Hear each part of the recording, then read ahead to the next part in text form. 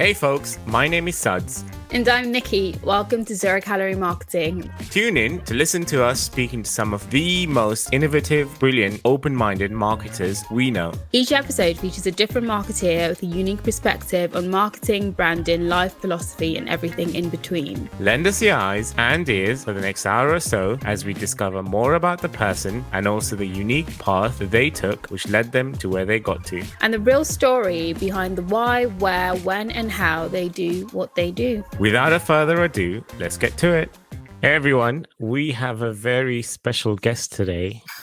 Not only because she actually hails from sunny Australia, unlike a lot of our guests we have had on so far, she has a specialism, a laser focus, if you will, for the industry she works in. This is demonstrated by the fact that she spent most, if not all of her career in it. I was actually going to do the bit where she's from Australia in an Australian accent, but it just didn't work. Please don't, please. We'll respect ourselves, Dad. Kristen, believe me, I actually watched a couple of the Crocodile Dundee clips just to try and get the twang, but it would have been ridiculous. Get yourself warmed up.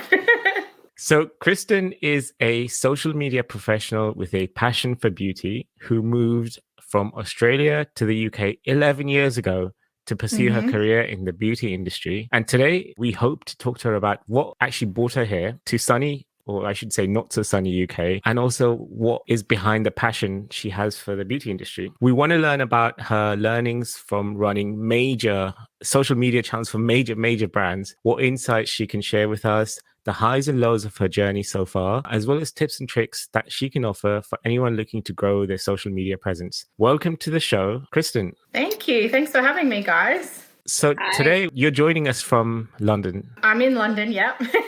But you're going to be leaving for the time being because you're going to be leaving to go back to Melbourne soon. I am. It's been 11 years in London, but my husband has just been granted his permanent residency visa for Australia. Much quicker than we originally thought. It's quite a long process, but we decided now's probably the best time to kind of pack up our lives and start a new chapter. So that's what we're doing. We're brave in, I guess, hopefully the tail end of a pandemic. I'm being now very hopeful about where we are. Yeah, I think we can be. There's light at the end of the tunnel now. Thank God. There is a tunnel now, really, is what I'd say. Yeah. I'm maybe not seeing the light, but there is a tunnel. So we actually know. So I've known Kristen for nearly 4 or 5 years now, and we met when we did a bit of work for Kristen's then company, another makeup brand. I don't know, we have a good relationship with a lot of clients, but we kind of developed a really special kind of friendship, I think. And it wasn't kind of forced. It was just like we just started talking to each other. We found out that she's a massive David Bowie fan, and also. Look, then, and you sent us a hamper, not just any hamper, it was Fortnum's and Mason's hamper, and we thought, oh my God, she really loves us. So, we have a kind of a history together. But what I want to know, Kristen, is like, you've had your journey into the beauty world. Could you tell us what is it about this industry that makes you so passionate, and what made you want to kind of spend the last almost decade of your life working within it? Sure. Well, I guess it all started for me back at university. My part-time job while I was studying, I was doing media and communications at uni, was working for the Body Shop in their retail store. And it became quite apparent to me that I had a bit of a passion for makeup and skincare, and I preferred going to my part-time job more than I actually preferred studying, which is kind of controversial thing to say, but it was the truth. I really thought that I would just finish uni and continue working in retail because I just loved interacting with the customers so much, and being able to play with makeup and skincare every day was ideal. And at the time, I don't think social media was such a big thing for brands to get on board with. It was more, we were kind of finding our feet. I remember creating my Facebook page back in 2008, and everyone was kind of saying, well, this is just a way to connect with our friends. It wasn't really being utilized by brands back at that point. And a lot of my university lecturers were pretty dark on, upcoming media and digital ways of working, because it just hadn't been done before. So it wasn't like an inspirational moment for me at university. I didn't leave thinking, wow, I've got all the skills to get this amazing career. It was quite the opposite. So I guess during the kind of YouTube resurgence, I don't know if you can even call it a resurgence, YouTube, the beginnings of kind of the beauty community on YouTube, this is quite cool. I did pick up a camera at one point and try to film some YouTube videos, but I'm absolutely so glad that I never got into that world because it's so stressful, and just being in the public eye all the time is not really for me. I'm quite happy being behind the scenes. So I, at the age of 21, decided to pack up my bags and come to Europe, use London as my base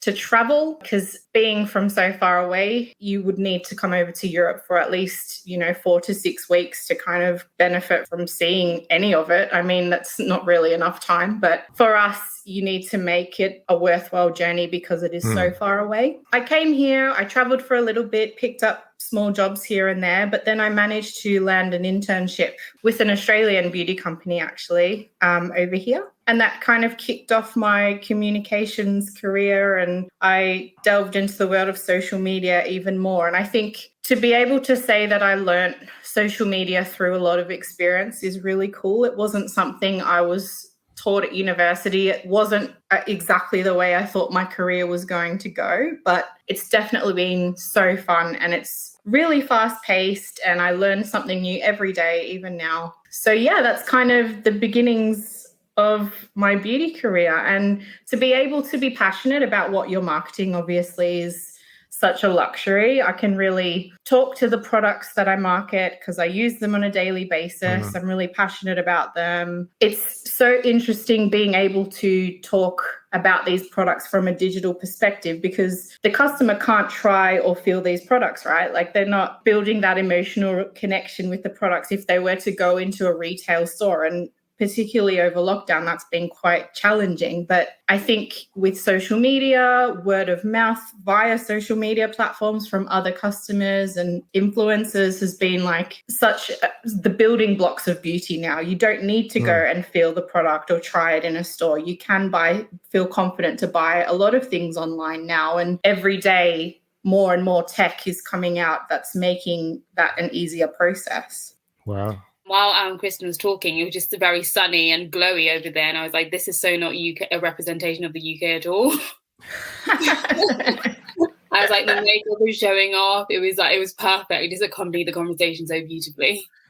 It's going away now.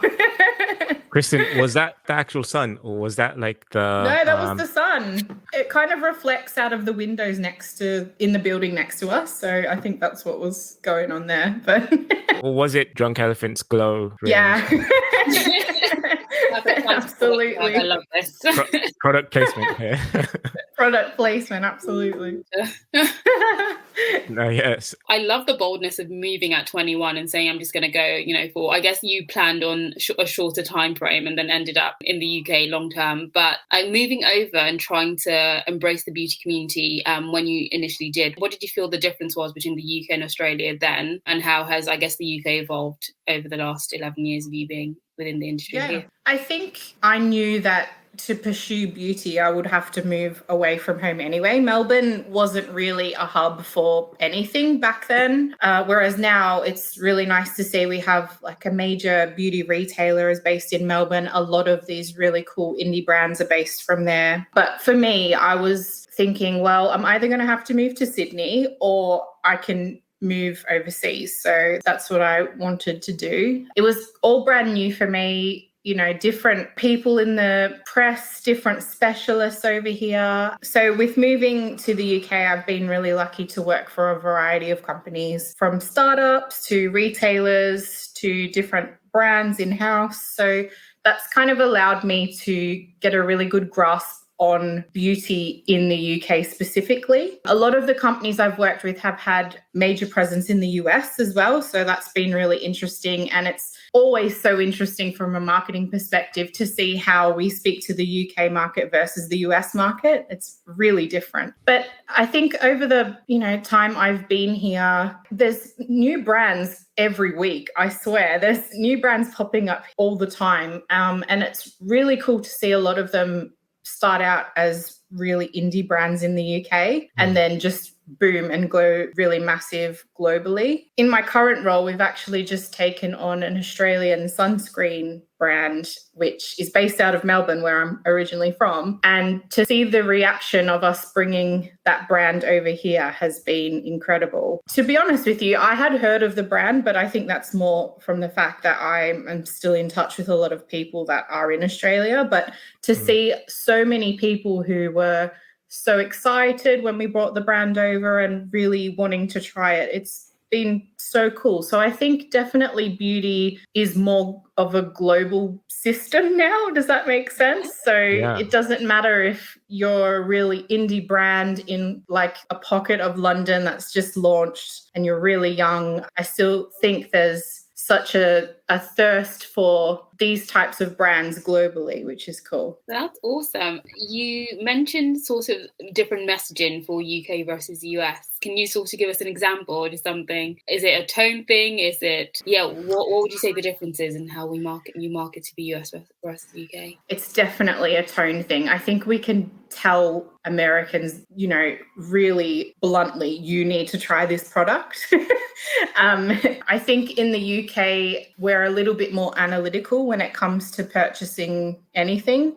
So we need to make sure we're providing, clinical tests before and afters, information about the ingredients that go into the products. There's definitely a little bit more research that goes into making those consumer decisions in the UK. Whereas in the US, I feel like, I don't know if it's an element of FOMO even. You can say to people, hey, you need to try this or you're absolutely missing out. And they usually buy into it, which is amazing. So I've definitely felt that when we've been making television ads, especially, we film them very differently in the US than we do here. And sometimes, that's a little bit confronting. I don't want to, we don't want to create something that's completely over the top and like, wow, you need to buy this right now because it's so amazing. But that's just what works over there. In terms of like a lot of the marketers that we've featured so far, they tend to work in kind of like quite cold industries in a way, like we had one person who was working within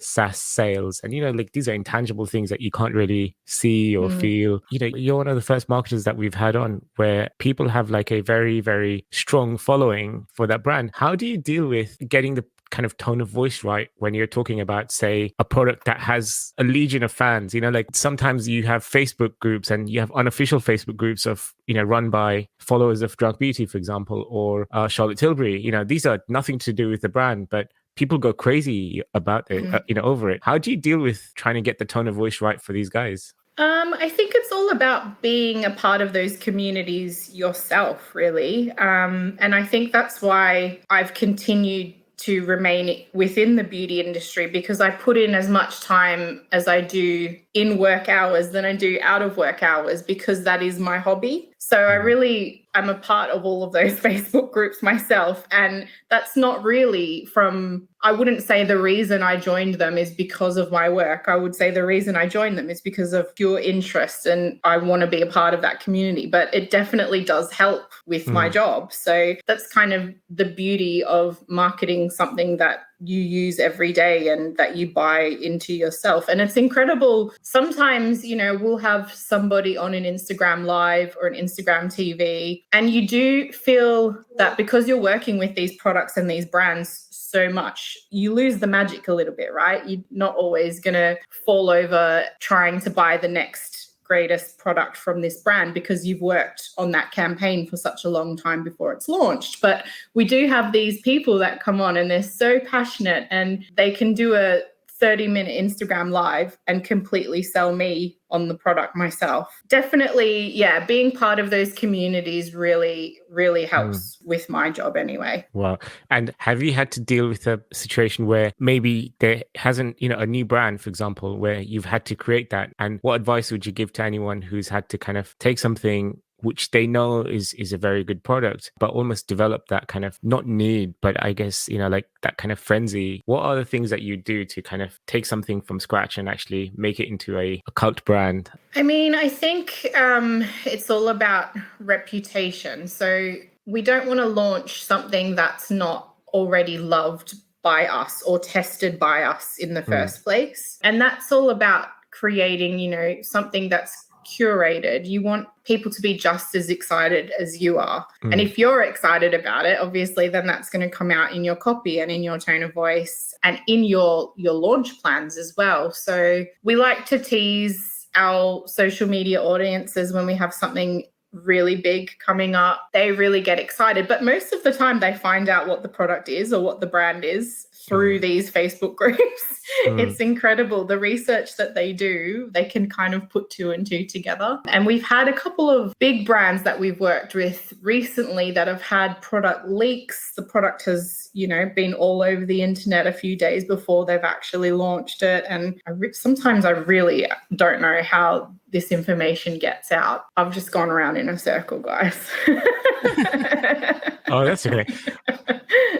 I mean, I think that's just so interesting, the idea of, you know, people being so dedicated to a product. I guess they're searching and they're somehow I'm a bit concerned that people are finding out what a product is for launches. But you have had the luxury of working across quite a range of, company styles. So you've worked, you know, in the smaller startup indie brands and like corporations. How do you feel like both sides have to work differently? Because I think, you know, indie brands are usually just introducing themselves to the market, where corporations are, you know, they have a sustained marketplace. As the social media marketeer, how do you handle conversation for an indie brand versus a corporation, and what are the adjustments you sort of have to make? I definitely think startups and more indie brands have an advantage in beauty. They can be a little more reactive. I think that especially when we look at things like TikTok, we've had a few brands that have absolutely blown up on TikTok. And as we know, TikTok's only really taken off since lockdown.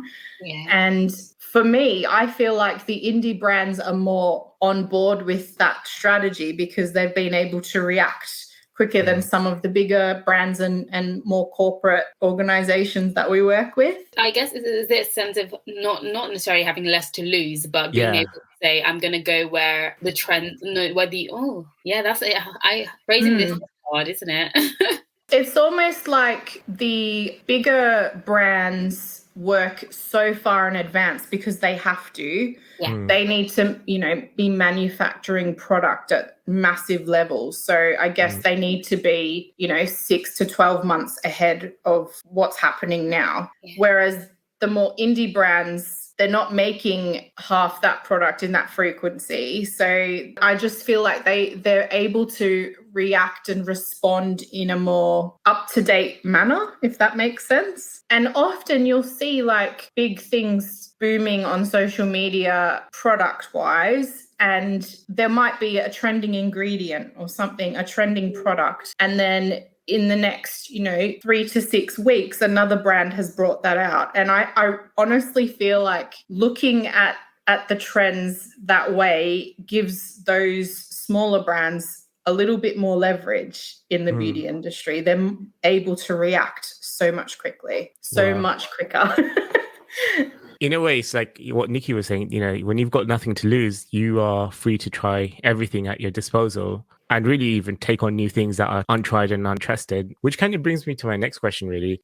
As a social media marketer, how do you decide which new latest thing to try? And how do you decide when to kind of think this just isn't for us? Or, you know, or do you just wait for the second mover advantage? Or how do you decide between what to try and what not to try? So what's going to work for the brand, or what's going to work for me personally? For both, actually, you know, like in terms of how did you decide when you wanted to go on TikTok, for example, for your company? TikTok was a weird one because I think, I'm not going to say I'm probably the oldest person on my team. Let's just put it that way. But I did not use TikTok. And I think one of the most difficult things about working in social media is as soon as a new platform comes out or a new feature on an app, everybody just expects that you know everything about it. So they'll come to you and be like, hey, what is this TikTok thing? But at the same time, we're all learning about it as you are. It's new to us as well. So I didn't really use TikTok until probably like the second half of last year when everybody was using it throughout lockdown. And, you know, we've had conversations and we've talked about our objectives ongoing, and we decided that it would be a great way to kind of reach a new audience. Where I'm at currently, I would say our average consumer is probably between the ages of 25 and 35. So we really thought we could take advantage of that Gen Z audience by going on TikTok. And it's been so interesting. I think at the beginning of lockdown, really long form video was performing so well. But then as soon as TikTok kind of took off, it was like that was all left in the past. Nobody wanted anything that was over 15 to 30 seconds. I think, on a brand level, you were thinking, where's our market? Are they on this platform? So it had a strategic lean, which I guess goes back to what we were talking about before, where the indie versus the, bigger corporation, where for the slightly bigger corporation, you're thinking more, I guess, logically about jumping on a platform, where another brand might just say, this seems to be doing well. Let's try it, let's see if this works for us. But it's very interesting. And I think that we're seeing social media sort of change the way people are looking at ads. So in terms of, 30 seconds versus, back in the day, like a 5-minute, it'd be a nice sort of, you could do a story and have very cute sort of narratives. But now people are telling you like narratives in 5 seconds on TikTok. It's actually a bit terrifying. Yeah. And honestly, just like, how is this happening? How am I so engaged in this? So I think the question is, as a marketeer, what are you realistically doing to sort of adapt to these channels and, really change the way you're approaching adverts? So, and this could be everything from like hiring, because we're all learning on the go, to understanding maybe the brand audience isn't here, so we're not going to do this. So how have you been able to adapt actually to the attention span, basically, of the population? I think it's all been trial and error, to be honest. We test a lot of things via organic socials first to see how they perform. And then we kind of gauge from there if we see something is performing really well. And a good example is actually, and Suds will probably nod his head at this, but we've been testing a lot of ASMR content and showcasing textures of products, really like oddly satisfying type of videos where the product's kind of squeezing out of the tube. And I see the appeal for that, yes. Yeah. And you do see a lot of these types of videos on TikTok at the moment, not always within beauty as well. Like I've seen ones, have you seen that? I don't even know what you call it. It's like squashing. It's really heavy and it squashes like loads of items and squeezes them out. I wake up at like 6 a.m. and then probably it's 7 a.m. because I've just been watching things being either squished or cakes being sliced into. It's a bit and it's myself. Yeah. The cake being sliced is my favorite, where it's beautiful. It's very easy to watch. It's a new genre, it's like every day that, that stuff that works on TikTok may not necessarily work on anything else. And it's just so for that particular moment in time and for that audience and what their appetite is. I mean, like that kind of goes to my next question, really. Like what are the kind of things that you've seen that you've actually absolutely loved and you surprised yourself? Or what are the things that you really hated but has blown up? Hopefully you'll be honest with us from what you think. I think when Instagram brought in Reels, everyone rolled their eyes a little bit and thought, well, why are you doing that? You're just trying to be TikTok. Yeah. But in actual fact, it's two very different platforms. And we've been able to see that from our results and our reporting. So with trial and error, we've seen something that completely blows up on Instagram Reels does not work on TikTok.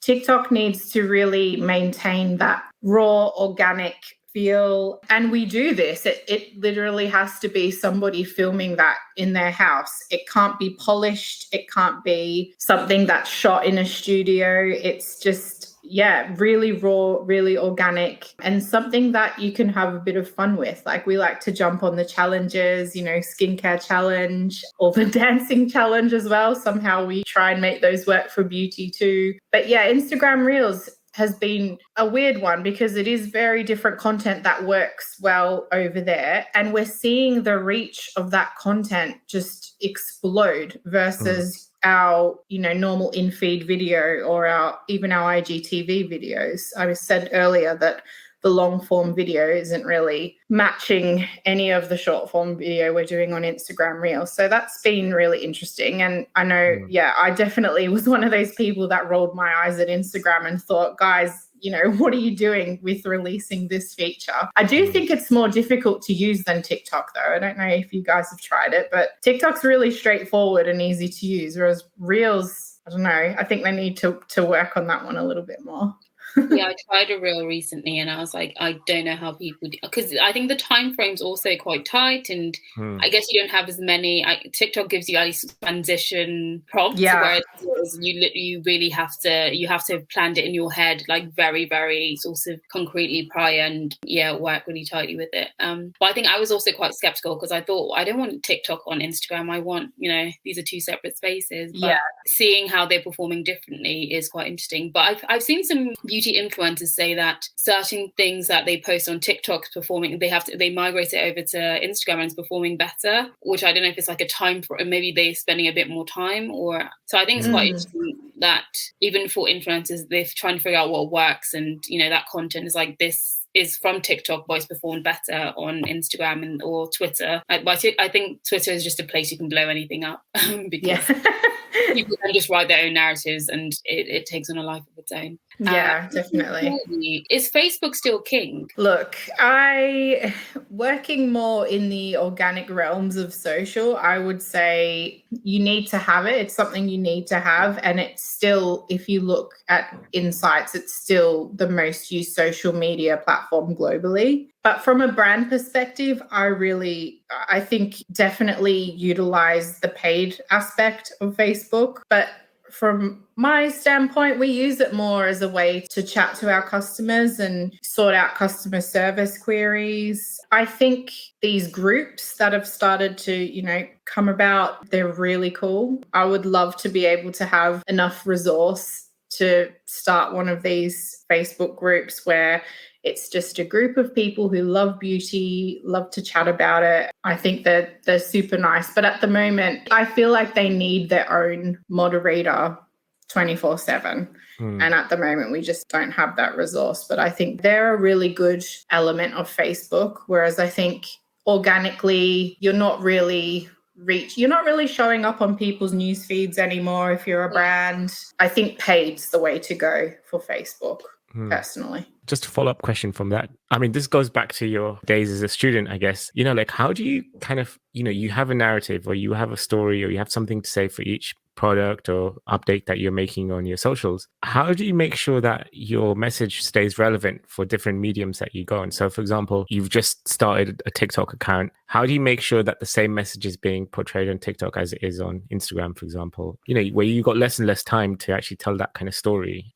I think it's all about the content, really. If we're talking about TikTok and Instagram specifically, like, we would definitely create a completely different video for TikTok than we would for Instagram. And that kind of goes back to that, what I was saying earlier about something being super polished versus something being raw and looking very organic, which is going to work better on TikTok. I wanted to ask, is the realm of social strategy. Now, I think a lot of people are surprised about how many layers it takes to sort of get a social media plan put together. Because I think my friend once looked on my computer and was a bit terrified at the amount of tabs I had open just looking at socials. But I think we're seeing, obviously, there's multi-platform consideration now, but brands want to keep the same message because, essentially, when you're talking about a product, there is a certain message you want to put out there. How, looking at strategy now, are brands, adapting language to fit the trends of social media movement? So how are brands having to think about language, where in the past I think you could have a longer tagline or you had a whole sort of story? How do you think language is changing to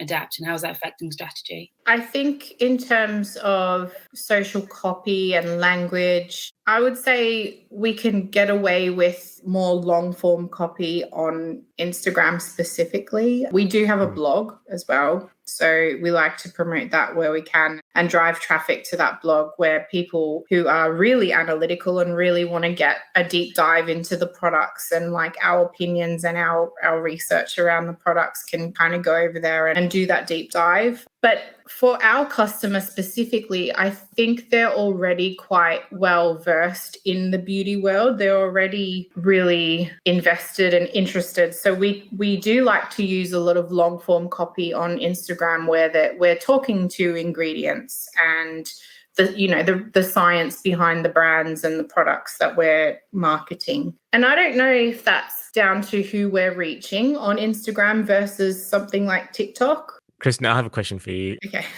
I think Nikki's been reading too many books today, and she's still stuck in the world of literature where you... I'm joking.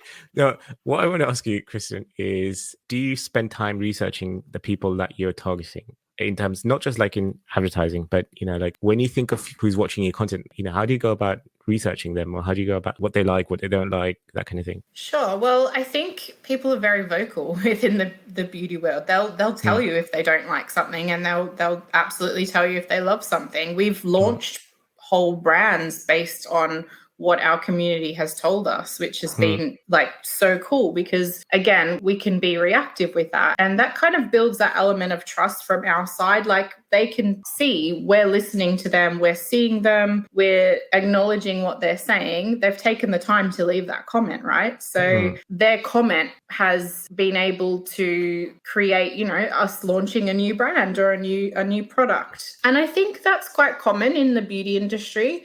Definitely when I've been at past brands and we've wanted to release a new product or maybe a new shade of an eyeshadow or, something like that, we've always ran polls and asked our customers, what they would like to see from us, really use that research to kind of shape our MPD process. And that's been a really nice thing. And that's been really interesting. I think sometimes when you work for a brand or a company, you become so involved, you're almost in a bubble and you don't connect with what the perception of the brand is from the outsider's point of view, or perhaps from a new customer's point of view. We might spend all of our time talking to our existing customers and forget about those new customers that we can acquire if we just kind of step out of that bubble for a little bit. So I think we found focus groups really helpful, especially those with people who have never shopped with us before or don't really know a lot about us. That's really helped for shaping the brand strategy going forward and how we kind of story tell around us as a brand versus,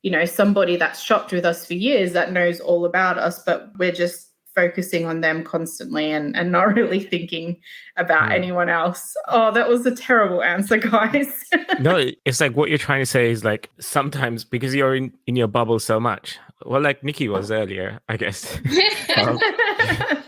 You kind of, you need to get out of your head or your team. You do, yeah. And I think focus groups are a really good way to do that. Something that looks so great to you when you're planning or shooting or, could make no sense at all to somebody who's a new customer. So I think definitely in terms of shaping the brand, focus groups have been super helpful. Actually, that's my next question. Has there been something that you've posted that you thought, oh, this is just regular, and then it kind of blew up? And also the opposite around where you thought, oh, this is going to get crazy likes or this is going to get lots of engagement, but then it's kind of fallen flat. Yeah, definitely. So many times.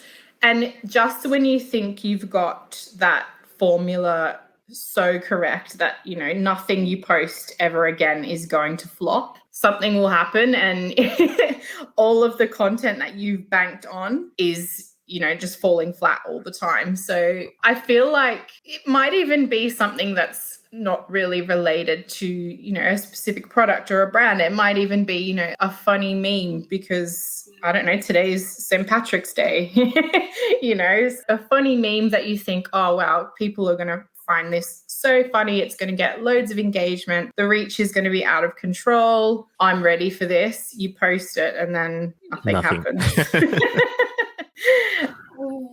I guess following the thread of that conversation, and I'm back in the real world, guys. So one thing we're seeing now is, culture and politics is a conversation that everyone sort of expects to be a part of.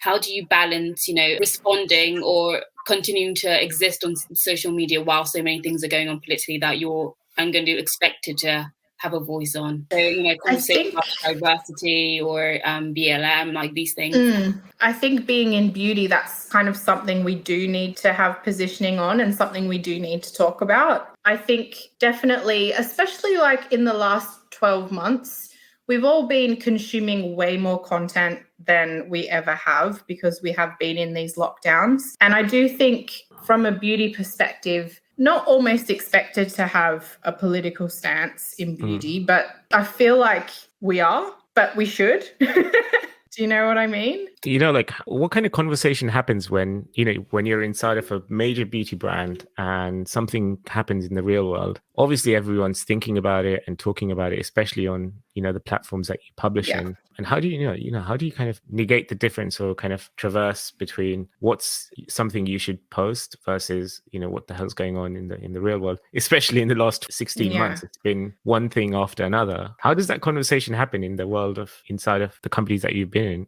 I don't think in the last 12 months anyone could continue posting as normal or speaking around the same narrative without addressing everything that was going on in the world, because it would have just been completely tone deaf. We quickly had to rethink our strategy when we first went into lockdown. You know, we couldn't be talking about the latest and greatest makeup releases because nobody was wearing makeup because everybody was confined to their home. It was more about how do we continue telling our story and our talking to our products whilst being current and relevant in what's happening in the world around us. I don't think people would continue following somebody that was so tone deaf and not talking about what was happening right now. So we needed to be quite reactive in how we worked and how we went on. I feel like that because we were consuming so much more content within the last 12 months, that everybody's lives were essentially on social media. That's how we were getting our news. That's how we were talking to our friends and family. We weren't seeing anybody in real life. We weren't having the opportunity to offload to anybody that we were meeting socially. I think with everything, we needed to make a huge U-turn and just think about, okay, well, how are we talking to what's relevant and what's real and what's happening in the world right now? And being really reactive within the last 12 months has been key. And, you know, we've seen some brands that have been doing it perfectly, but we've also seen brands that have been completely tone deaf to the situation, and they have been held accountable by their own followers. You can see it in the comments section. So I would say, definitely being able to be super quick thinking and super reactive and just having that conversation internally about what we can do. It's all been so hard too because everyone's been working from home. So you can't have your usual brainstorming session that you would do with the rest of your team in person. So it has been a challenging time, but we're in that tunnel, like you said earlier. So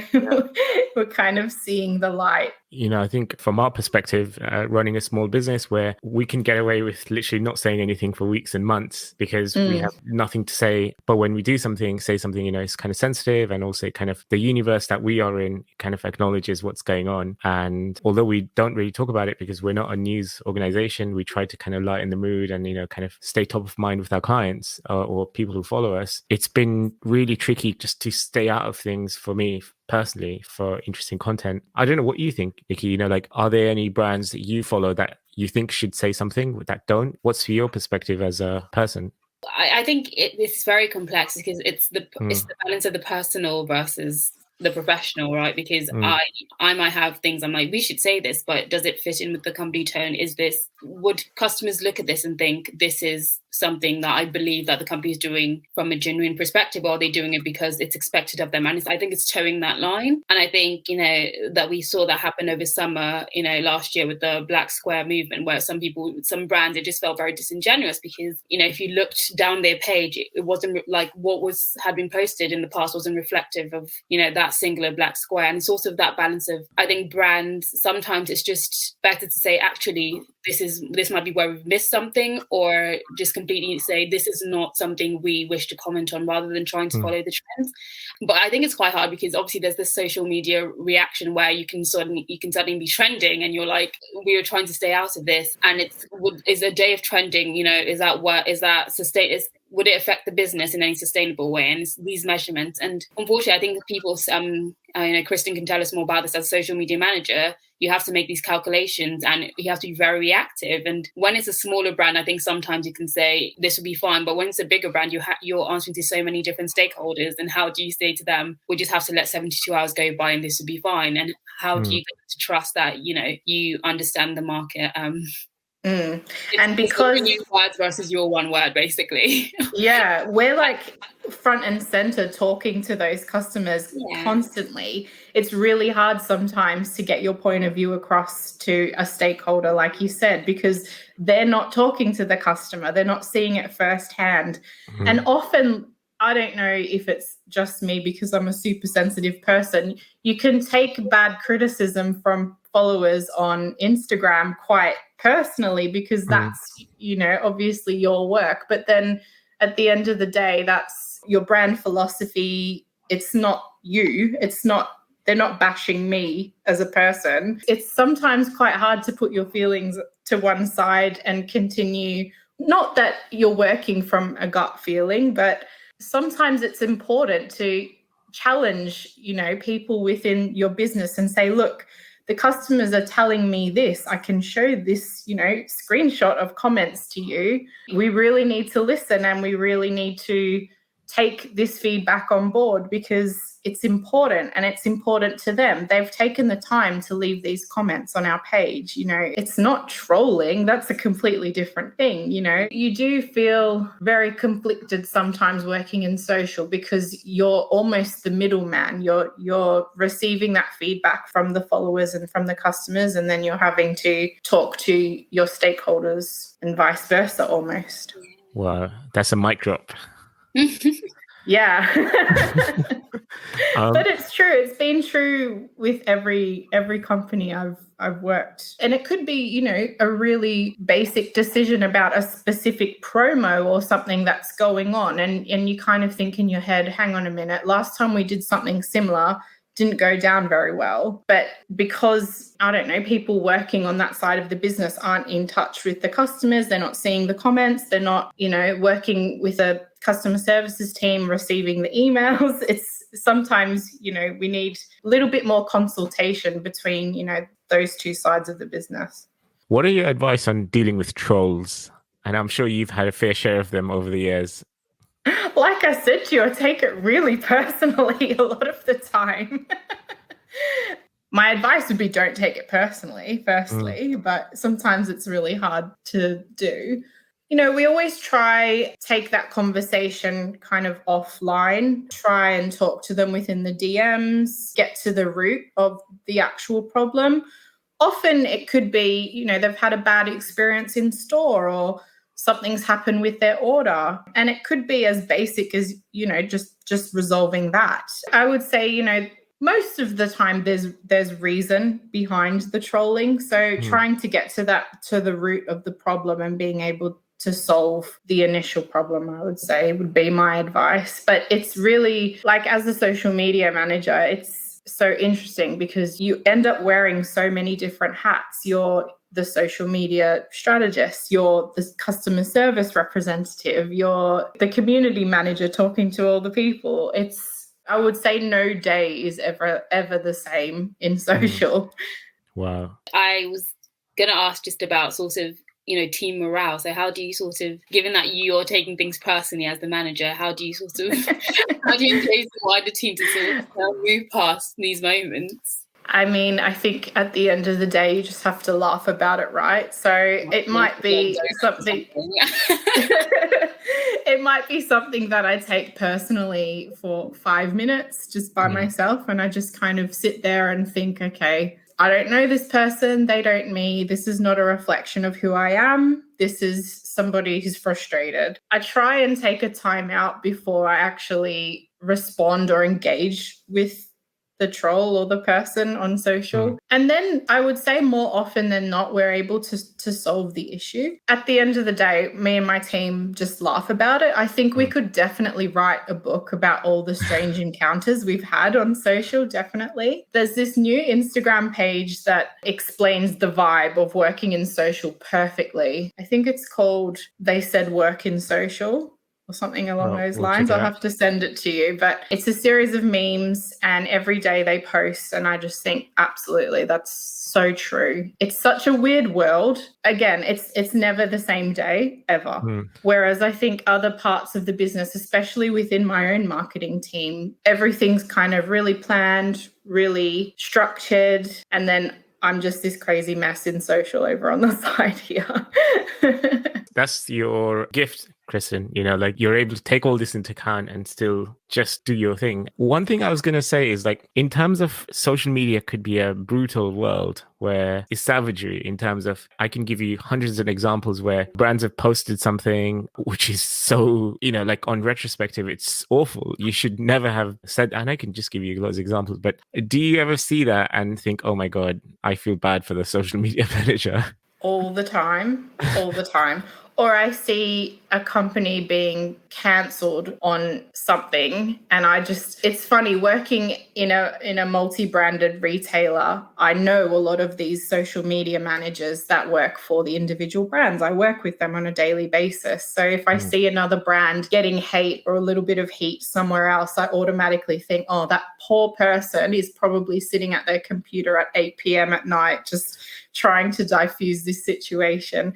And unfortunately, social media doesn't sleep. It's still happening. It's still something we need to keep an eye on over the weekend, in the evening. It's just constant. So yeah, I do feel bad for people. I definitely think of the social media managers first and also the customer services teams, because obviously the forefront of the business, they're the ones that are talking to the customers most. So in terms of my strategy and my thinking, that's probably where my strategy would come from first. So that thinking about, if I did this, what would the results look like? And if it was a negative result, how could my social media team and the customer services team handle that in an appropriate way? Whether it's like something as simple, we've launched a new product, it's something really innovative and new to the market, but we haven't explained how to use it properly anywhere online. So I'm always trying to think about, what can I do to make their lives that little bit easier? I think that's it from me. This has been just a really interesting conversation. I think, some of my questions were a bit in the realm of the not here. Let's call it that. Oh, don't get sensitive. I know you can hear. No, I'm kidding. But yeah, no, this has been wonderful. And I think it's really interesting to just speak about, I guess, the last 16 months and also, the way social media has become its own fantastic beast of different platforms and brands, having to figure out what works and what doesn't work. And I guess how you've also, as a social media manager, pivoted and had to understand what works and what doesn't work. I don't think, anything more from you, Sad. I've got two things actually. One is, how have you found creating content during the lockdown been for you? Especially because, you are usually out and about and, the world that you live in where, you can go into a studio, you do behind the scenes. How have you found that? And how have you been able to cope with that? Well, it has been very challenging. And also, I think back to what we were saying about being reactive and still staying true to what's happening in the world right now, we couldn't post that traditional content where a makeup artist was applying makeup on a model anyway, even if we filmed it 2 years ago. That's just not what was happening at the time. So again, thinking about the strategy, how can we make this relevant to the world now, which is in a very different place, but also how can we achieve this? So I guess that's been one of the blessings of TikTok. We've been able to do that sort of thing in our own homes. We do deal with a lot of beauty products, so kind of couriering them around London and getting them to the places that they need to be has been very stressful, but we've made it work. I think everyone's really kind of come together and tried new and different things, and they've all turned out to be really exciting, and we'll definitely use some of the learnings over lockdown going forward. We've done a whole heap of digital events. I think that's not going anywhere fast. Our customers love it. They just log on, at 6 p.m. every evening and they watch a masterclass over Zoom or an Instagram live. And that's just been a really great way to kind of still connect and have those almost live event experiences digitally. But yeah, from the content side, I think definitely the fact that we've taken a step back from that real polished, produced content and been able to try something new with this more raw organic content has been really exciting. And I think something that we will still implement into our strategies going forward, even after we've left this lockdown. Well, if you could go and work in any other industry apart from beauty, which one would you go for? Are there any brands that you think, oh, you know? That's a really hard question. I guess it's still almost beauty, but maybe like more of the wellness industry. So haven't really thought about leaving beauty, to be honest.